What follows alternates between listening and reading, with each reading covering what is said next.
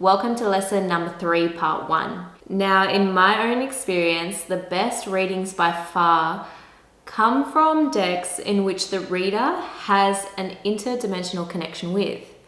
This means that somewhere in your genetic line, including past lives, you have had much experience with the energies that deck is designed to access. So, for example, you may be a descendant of a shaman, so your DNA holds information of an experience with the elements of the natural world. So then you are better able to intuit clearly from decks such as plant or animal spirits. And this is because your own natural frequency is similar to the frequencies of the energies being consulted in that deck. So clear interpretation is much more available to you. Or to put it more precisely, clear interpretation is much more readily available to you or easier to access. You can, through persistent, patient practice, access any realm or dimension of consciousness. Like I said in lesson 1, we all have that innate ability. But some decks are just easier to access than others for you.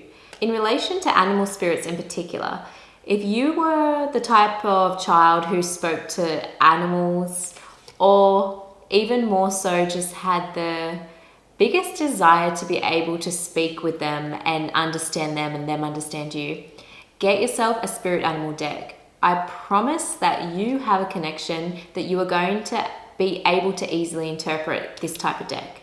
If you are a huge plant person, get yourself a plant deck. If you are attracted to crystals, get yourself a crystal deck.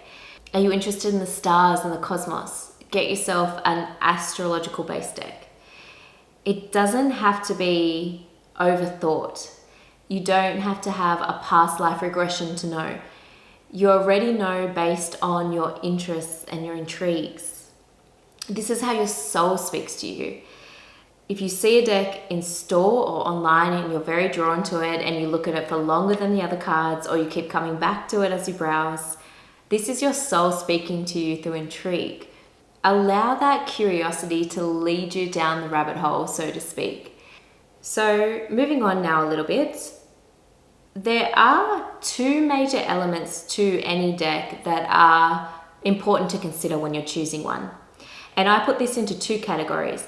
1, imagery, and 2, the theme. Now first, imagery.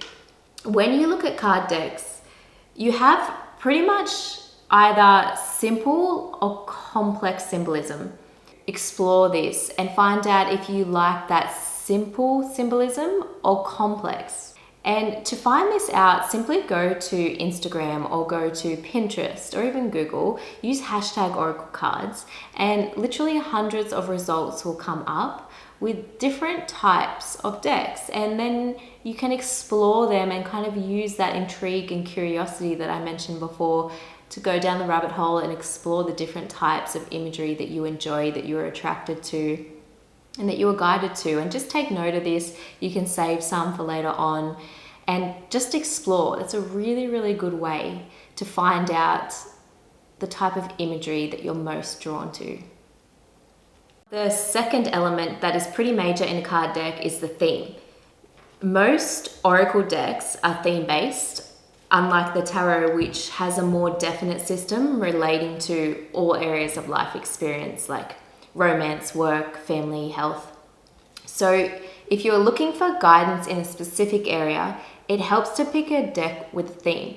When you are working with a deck predominantly made for the type of question you are seeking, then interpretation can be clearer and there's less questioning. There are decks on romance and love, direct communication with specific guides like angels or ascended masters. There's decks for working with crystals, decks for deepening to your sexual integrity and power, ones for rituals, moon phases, for working with balancing chakras. The list is almost endless, and there are literally so many. And there are actually so many indie decks coming through at the moment, so I highly recommend going to Etsy. There's literally so many small creators, self-published creators, and they are releasing some really unique, insightful things. Do your research, study the decks, find out which one is drawing your curiosity and go for that one. So knowing all this, we shall now move on to part 2, which is all about what to do when you first get your card deck, how to clear it, how to create a strong connection to it. I'll see you in the next one.